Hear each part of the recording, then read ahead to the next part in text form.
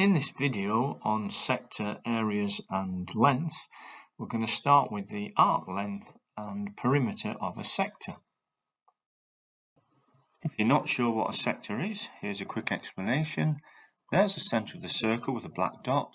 From that centre we're going to draw two radii. Radii is a plural of radius, and between those two radii, that yellow area is a sector. How big is that sector? Well, the area of the sector, or the size of the sector, is determined entirely by that angle there, called the sector angle. Now, in a full circle, we know there would be 360 degrees. We can see that the yellow sector occupies just a fraction of that 360. And what fraction is that?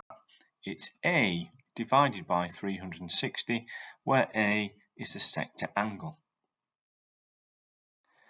So in our three circles here, in the first one we've got a pink circle and a yellow sector. The angle of the yellow sector is 90 degrees, so the fraction of the circle that the sector occupies is 90 out of 360, which of course will cancel down to a quarter, because as you can see, it's a quarter of a circle.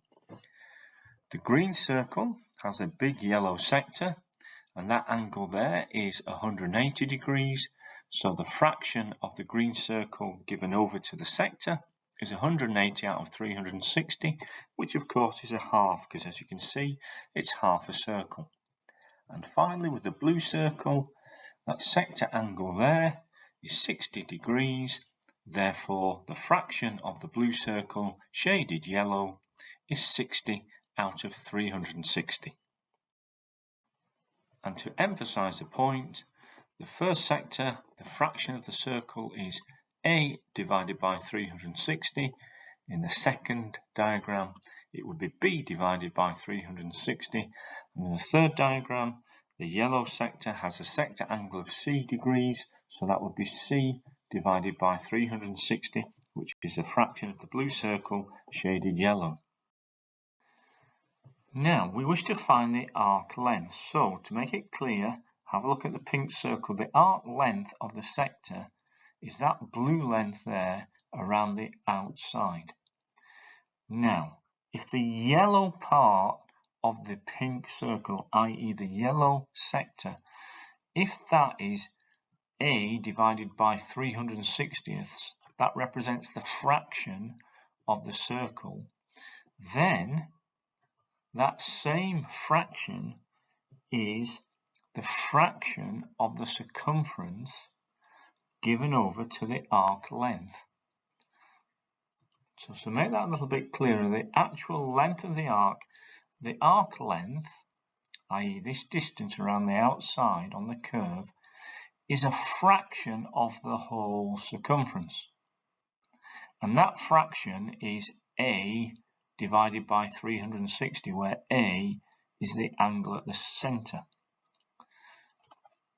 So, A divided by 360 is the fraction, and 2 pi r is the circumference. So what we've got here is a fraction of the circumference, and that fraction of the circumference is this arc length. Similarly, in our green circle, that's the arc length there, which I've just marked in blue. The fraction of the circle that's shaded yellow is B over 360. So the arc length is a fraction of the circle, that fraction being B over 360, of the circumference, which is 2 pi r. So our third circle, so remember the circle is the blue circle, but some of it has been shaded yellow. So the yellow part is the sector.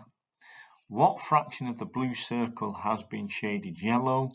It's C parts out of 360, because it's C degrees out of 360 degrees. And so the arc length is a fraction, which is C over 360, of the circumference, which is 2 pi r. So that's how we would calculate the arc length. We would work out what is the fraction of the circle represented by the sector, and it's that fraction of the circumference, 2 pi r. So in example 1, we've got a sector shaded yellow, and the radius is 10 centimeters. There's the arc length marked in blue, flashing. Okay. And so the circumference, to begin with, that's the distance around. Remember what the circumference is, the distance around the outside of a circle. That's 2 pi r, so it's 2 times pi times 10, because as we can see, 10 is the radius. So that's the full circumference. We want a fraction of that circumference. What is the fraction? Well, because the sector angle is 80 degrees, it's 80 out of 360. That's the fraction, and therefore the arc length is calculated as 80 over 360. That's the fraction, and it's a fraction of the circumference, 2 times pi times 10. So we just calculate that, tap that in our calculator, and then we'd round off, in this case, to 3 significant figures. Here's example 2. So most of this circle is shaded yellow, as shown by the angle there, the sector angle, which is 280 degrees. So there's the arc marked in blue. That's the length we're trying to find. The circumference of the whole circle, so the full circle all the way around the whole circle, is 2 times pi times the radius, where the radius, as we can see in the diagram, the radius there is 15. So the whole circumference is 2 times pi times 15.